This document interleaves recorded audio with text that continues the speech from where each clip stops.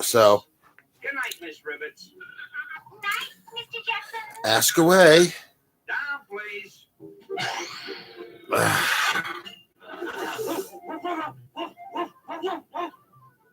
Astro. Oh, no. Now, how did you get here? It should be live. It should have no problem with the audio. Easy now, easy. Things should be working out just fine. Astro, what are you doing here? Let's see. What's with this top chat? Yeah, well, Welcome to live. Remember to guard your privacy and abide by community guidelines. Learn more. Okay, that's fine. Let's see. Top chat. You found Astro yet? Not yet, Mom. Gee. Okay. I certainly Some hope messages not. such as potential spam may not be visible. Here, Astro. That's fine. Gosh, Mother, he Okay. doesn't seem to be anywhere. I've even looked in the closet. Poor Astro. Maybe the dog napped or something. Is somebody here? I don't know, Elroy. But one thing's for Say sure. hi. It's gone. I'm saying hi. Hi, everybody. Yeah, you're looking at my Poor dear. he boombox lost collection in the background. I'm a jack of many trades. Close. come on, Astro. Come on. Move over. I'm just trying to keep warm right now. I have the heat on, but I have a very drafty window. Real Astro, bud. So Astro, bud. I'm not sitting right next to this window. I'm fine. Otherwise, it's cold. But if anybody's here, Let's go. Heel. let me see. A lot of people told me that I should take the engine out of the 57 Bel Air. Granted, if you have the money to get an engine stand and you have the money to get a engine hoist, by all means, do that. I am a divorced man who's paying a mortgage by himself, a truck payment, and many other bills. And I don't or didn't have that option. I still really don't.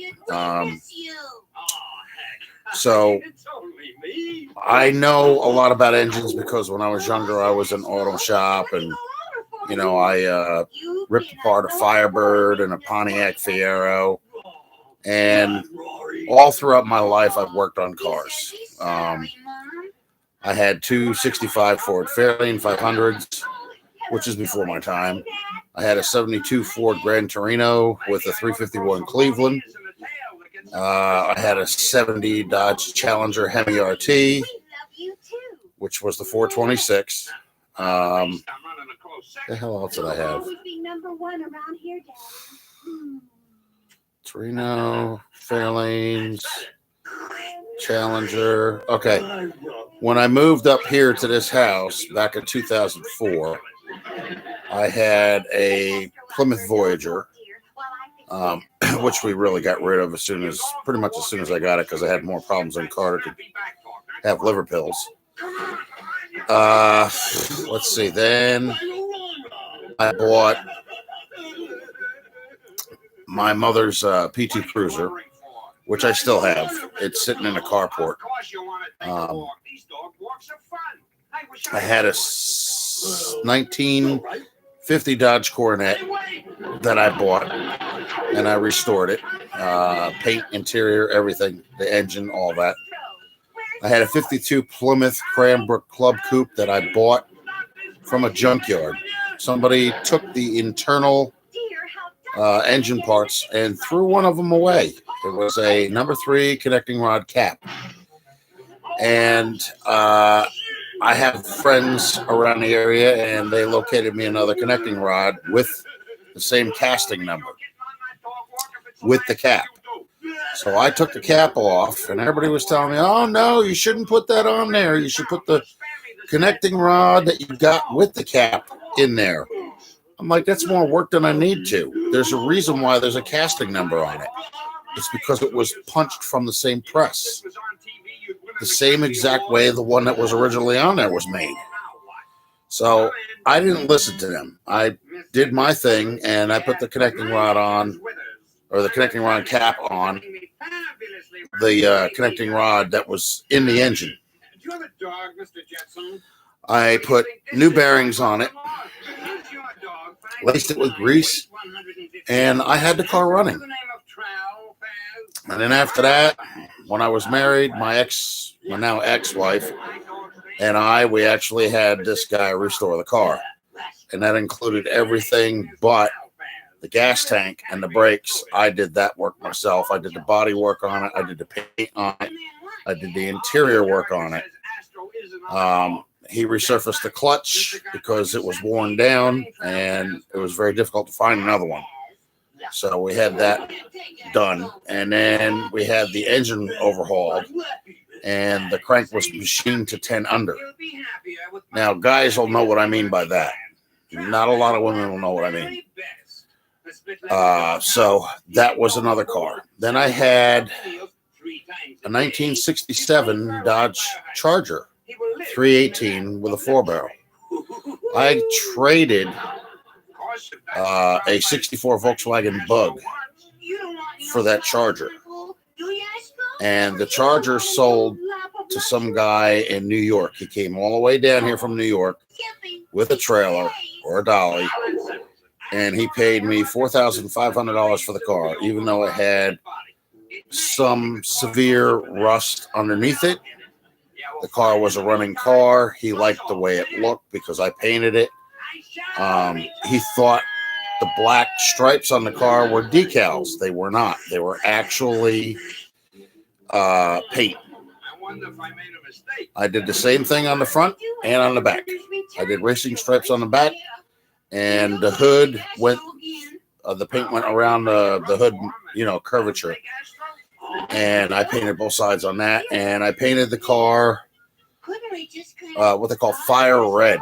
So in the shade, it looked like it was red, but in the sun, it looked like it was a Dukes of Hazzard orange.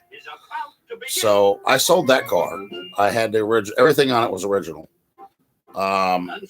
And whatever Bondo was on it, I took that all off. I found like 2 inches of Bondo down below, and I had cut it out. Took it completely off. And I did metal fabrication. And it came out great. And then I had a 69 Impala Custom. That had a 350, but it had the back end like the Super Sport. The trunk lid and the bowed window, just like the Super Sport. That car was brown.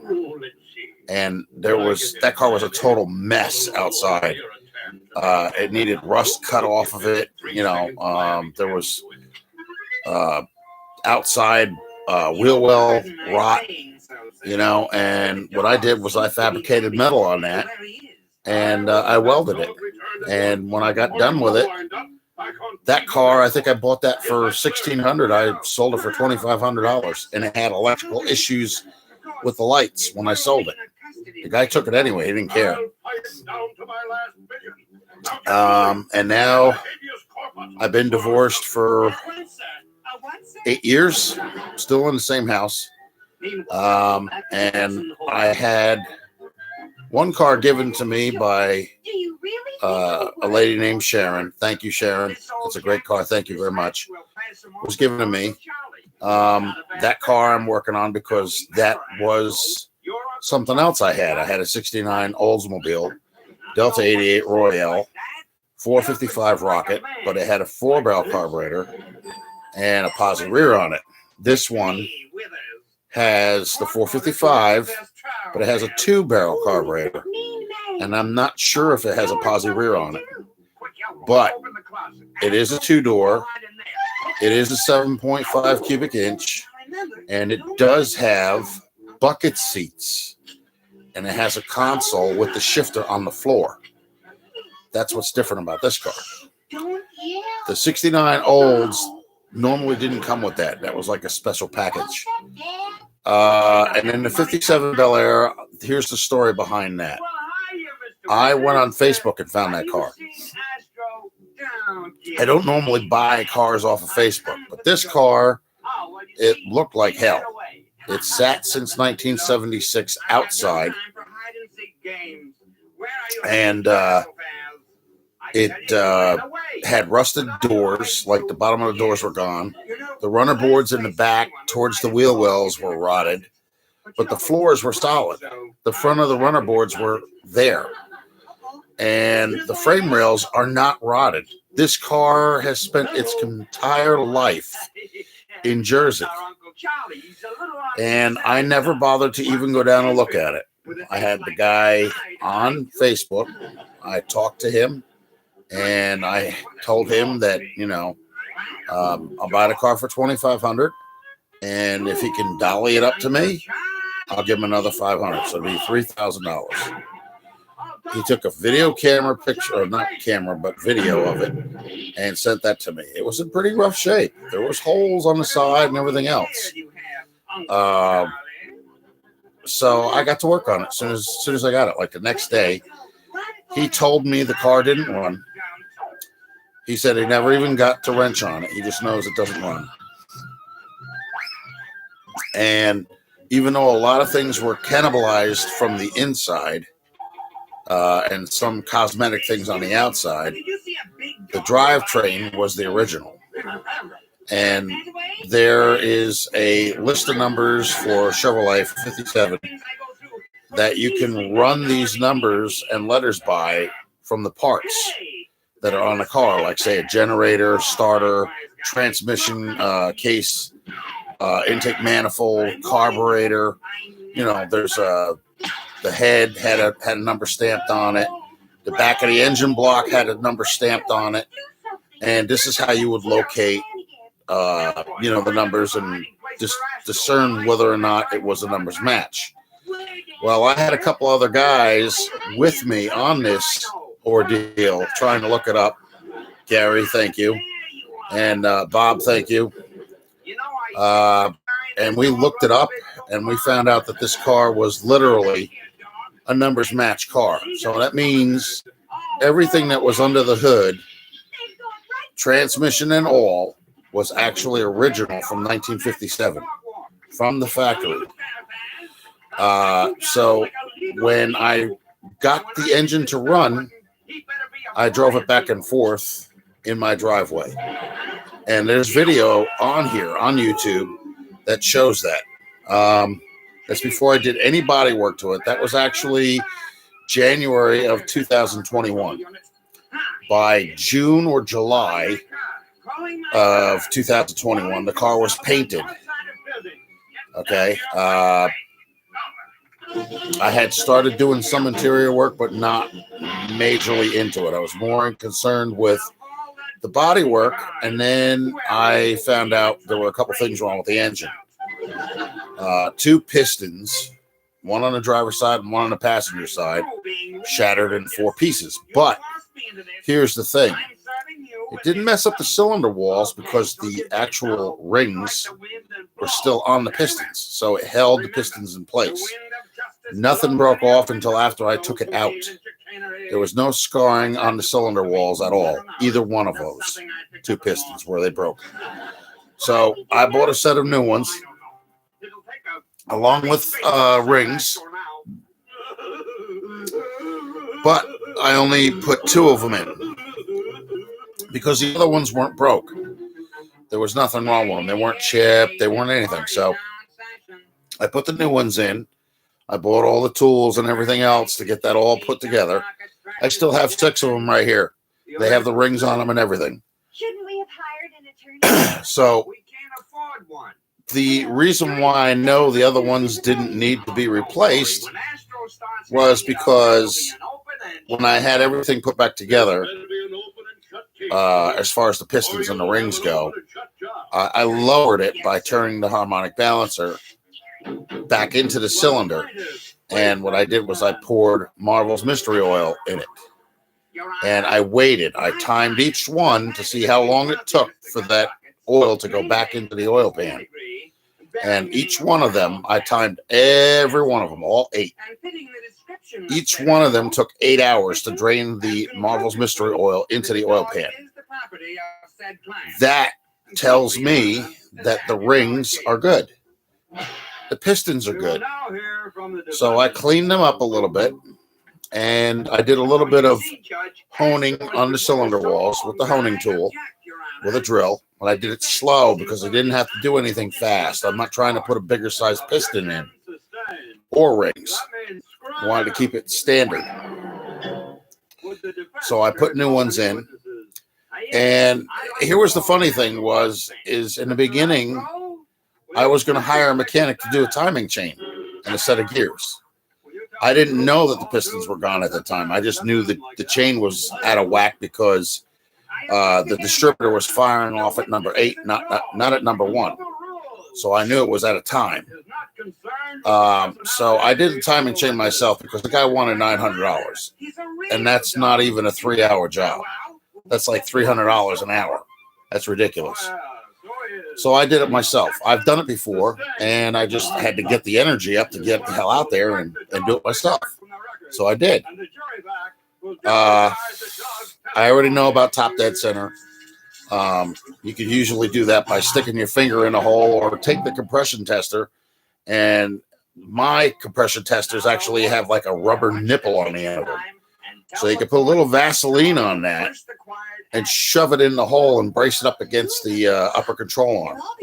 And when you're cranking it, when it comes up to number 1, it'll shoot that compression tester out of the hole.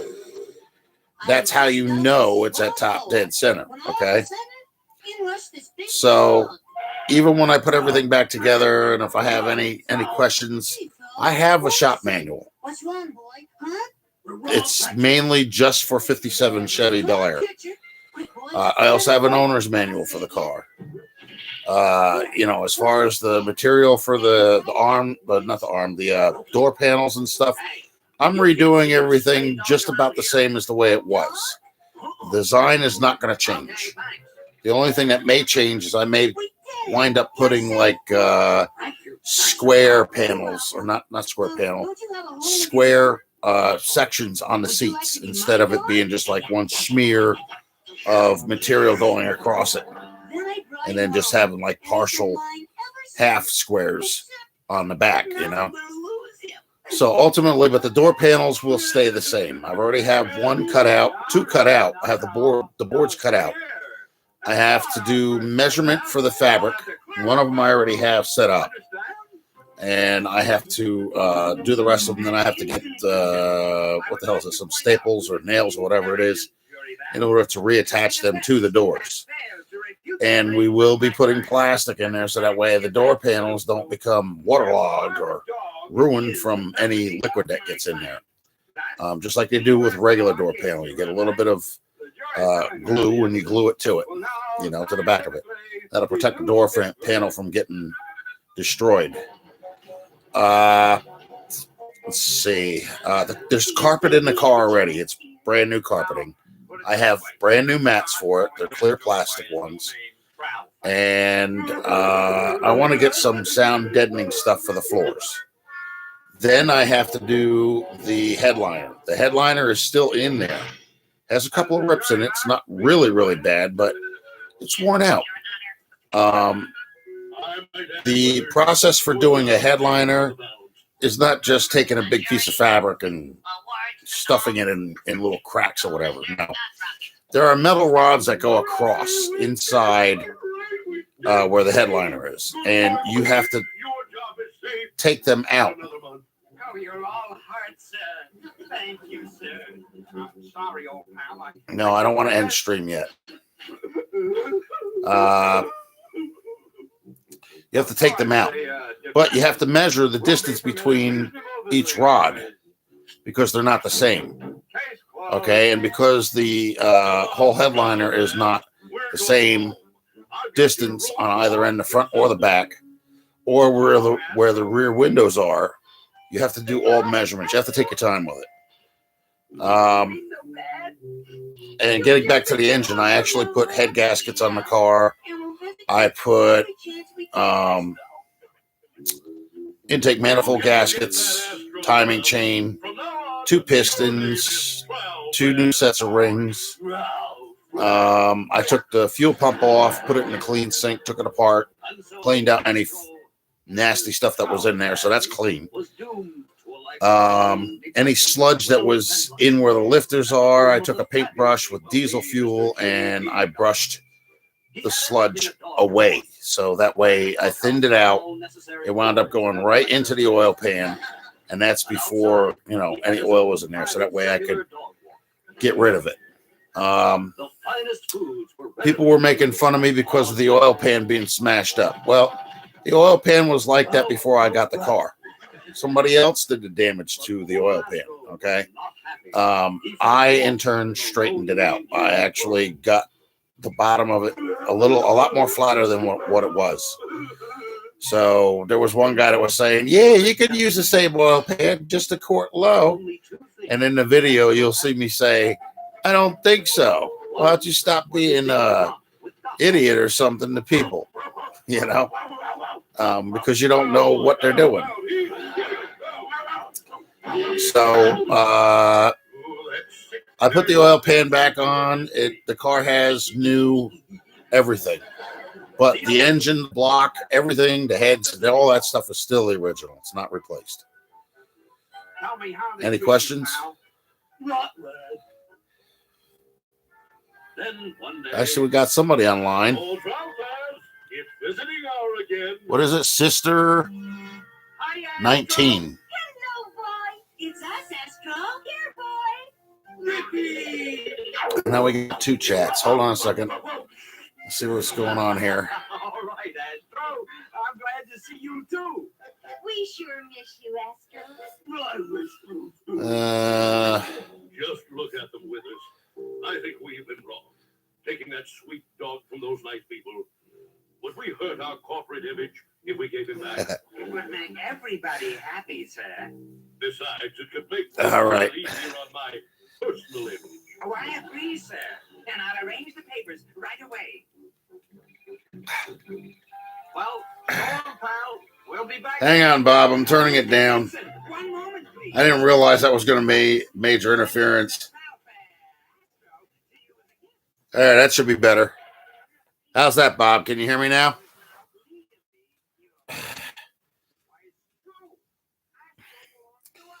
All right. That should be better. I turned it way down, so.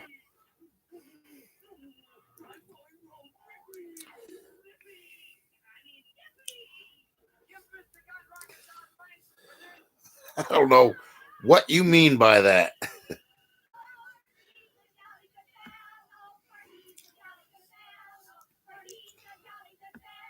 I have no idea what you mean by that. Speak English, dear.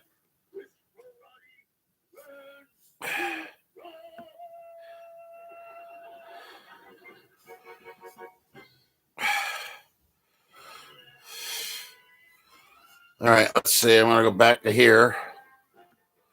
There.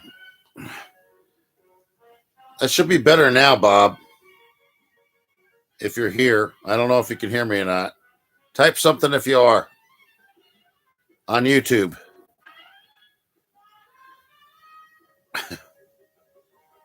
I don't know who this is.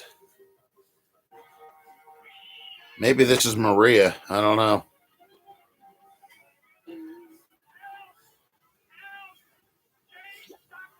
Heck time is it? It's only 6:30. 6:36 actually. Man, I can't believe how drafty that window is.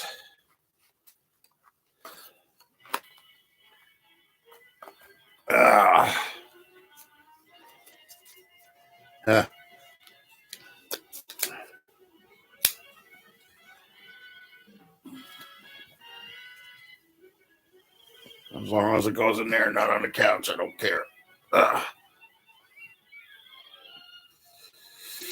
All right.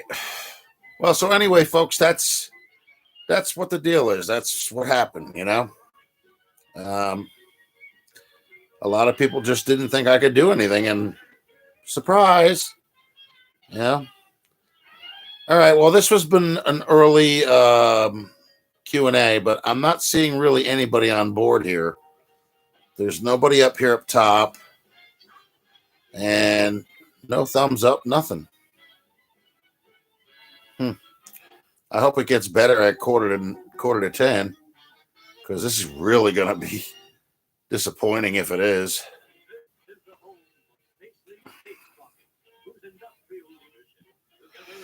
All right, everybody. I'll be back at 9:45.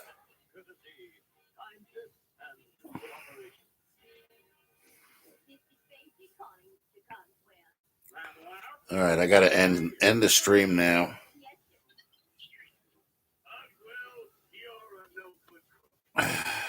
You want any space ain't no yourself, eventually. Compared to you, I'm a